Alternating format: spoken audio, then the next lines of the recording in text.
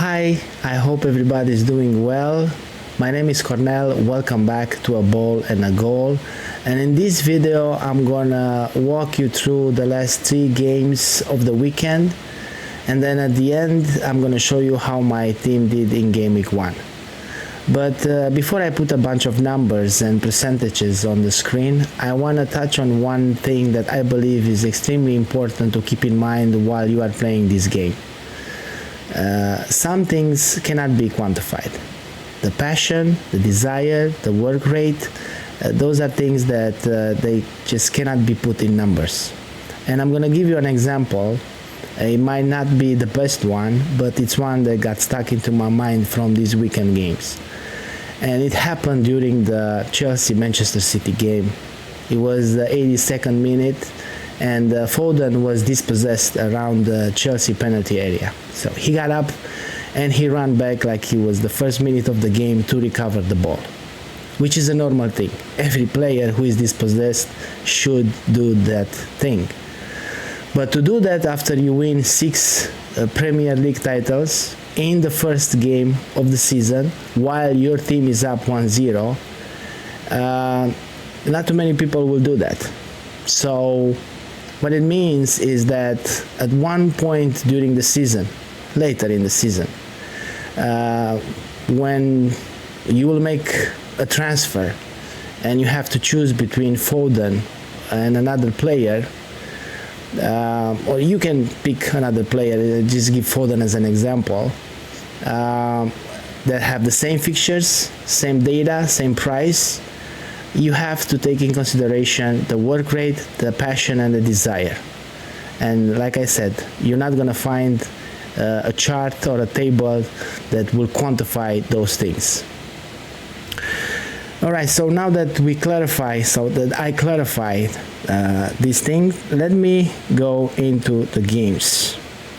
And I'll start with Chelsea 0, Manchester City 2, a deserved win for the champions. If I have to choose one word to describe this game or this win of the champions, will be demoralizing for the opponents. Haaland did what Haaland does best. 2 shots, 1 on target, both of the shots from inside the penalty area. A goal. He finished with 0.3 expected goals. I thought Doku and Savinho look great on the left and right wing. They both passed people like they were cones in the empty parking lot. I thought De Bruyne looked pretty sharp for the beginning of the season, which is unusual for him. Guardiola, the first time I saw him bombing forward was when City was 2-0 up. He got that shot from inside the penalty area, finished the game with 0.05 expected goals. I think his attacking output is being diminished by the fact that Doku plays on that left hand side, and he likes to cut inside.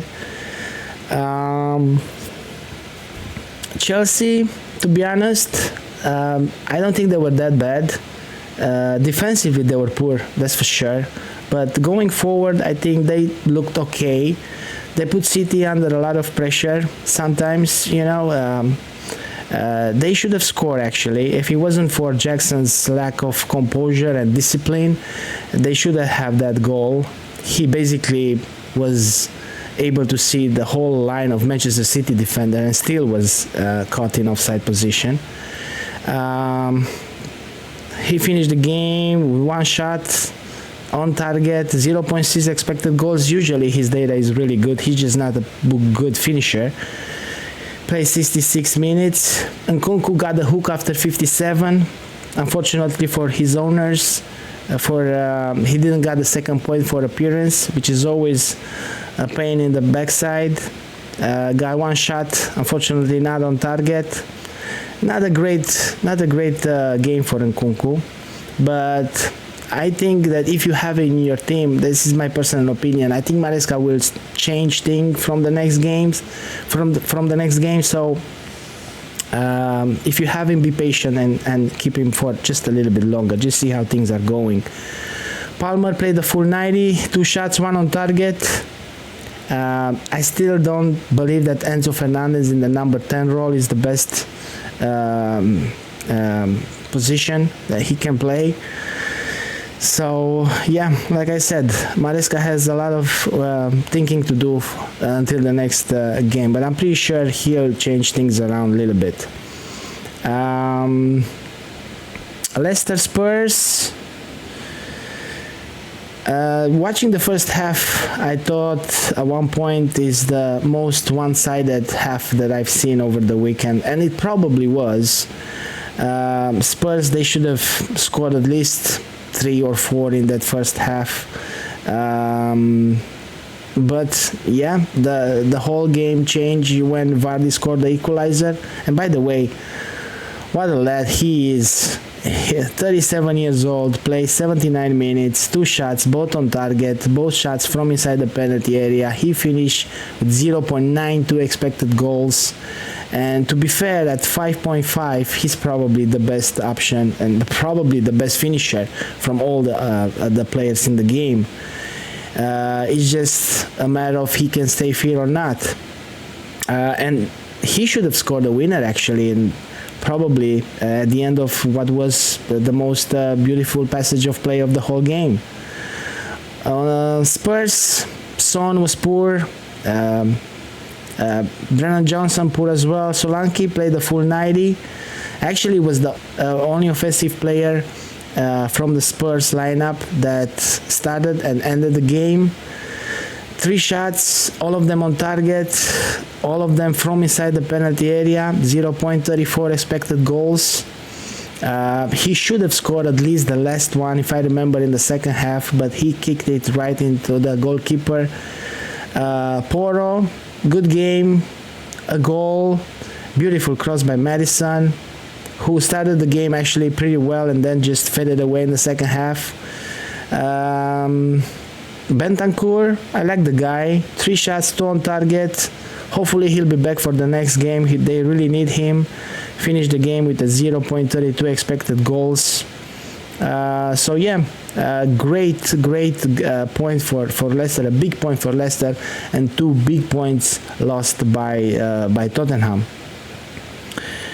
And the last one, Brentford 2, Crystal Palace 1. This is one game that, just like the West Ham United Aston Villa game, could have gone either way. End-to-end, entertaining. Mbuemo, again, feels like deja vu. What a wonderful left foot he has, and he has this great ability of tricking the defender in thinking that he's going on his right foot, and then he just curls it with the left into the far corner. 1 shot on target, that's the goal. If Tony leaves, he will become a great option on penalties probably. Visa, 83 minutes plays, 2 shots, 1 on target, both of them from inside the penalty area. He finished the game with 0.9 expected goals. A little bit overlooked. I still believe at that price point of 6 million, probably Chris Wood is the best option at this moment, but Brentford fixtures, they will start to get better from game week 4 onwards. I think they play City and Liverpool in the next 3. On the other hand, Crystal Palace, as whoever owned him, they must feel really unfortunate. 7 shots, 3 on target, still no returns. 4 of the shots from inside the penalty area. Score a wonderful free kick. Any other day, he should have returned at least 10 points. So yeah, if you have him, be patient. The points will come. Mitchell, I don't have Munoz here, but both of them fullbacks playing basically as wingers. Both of them great options going forward from game week 4 onwards. Crystal Palace fixtures, they get easier. Mitchell with 1 shot. And Munoz, if I'm not mistaken, finished the game with the most touches in the penalty area from all the Crystal Palace players with 4. Probably a draw would have been a fair result, but in the end, win for Brentford 2-1. So yeah, like I said, let's go at my team. 79 points, pretty satisfied with, I mean, let's be honest, extremely satisfied with 79 points. The rank doesn't really matter. I'm not gonna talk about it. I think from game week 6, 7 onwards is when the things are started to settle down, and then when the rank becomes more important. Areola in goal. I stick with my decision of going with Areola just because of Julian Lopetegui's record at Sevilla and Porto. So he stays over there. He's not going anywhere. Gabriel, 6 points, clean sheet for Arsenal. Alexander Arnold, 8 points. A little bit unlucky not to get an assist at a cross for Jota, which he should have scored. Robinson comes off the bench for Barco. Now this is the only thing probably that I regret, and not going for another Brighton defender, probably Dunk instead of Barco, but I went for more adventurous option, and of course I got punished for it, and he didn't play. So Robinson comes off the bench with 2 points. He's over there for the next 2 fixtures. In the midfield, Mintech, a little bit unfortunate, just 44 minutes played, got taken off with a head injury, but I'm pretty sure he'll be fine. He'll be back for the next game. Finished the game, I think, with 0.7 expected assists. So yeah, 4 points. If he would have stayed on the field, especially with Everton down to 10 men, probably we've gotten maybe one more return, maybe some bonus points. Saka, 12 points. Wonderful left foot of his got me an assist and a goal and 2 bonus points. Then the Liverpool duo. After the first half of that game, I was really concerned, but in the end everything turned out to be just fine. Salah with 14 and Jota with 8, and the forward line, Havertz, 12 points, goal, assist, bonus, everything you want. Played the full 90 as a number 9. Good news, actually. Solanke, a little bit unfortunate, just 2 pointers with 3 shots on target, couldn't find the back of the net. And then Isak, the captain. Now here, of course,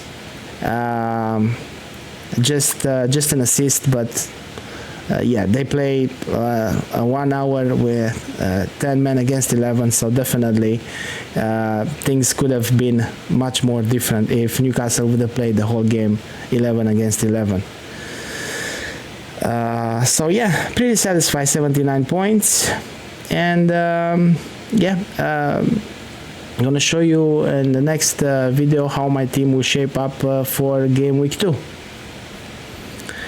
So that's about it for today. Thank you everybody for watching, and I wish everybody a wonderful day. Until the next time, bye bye.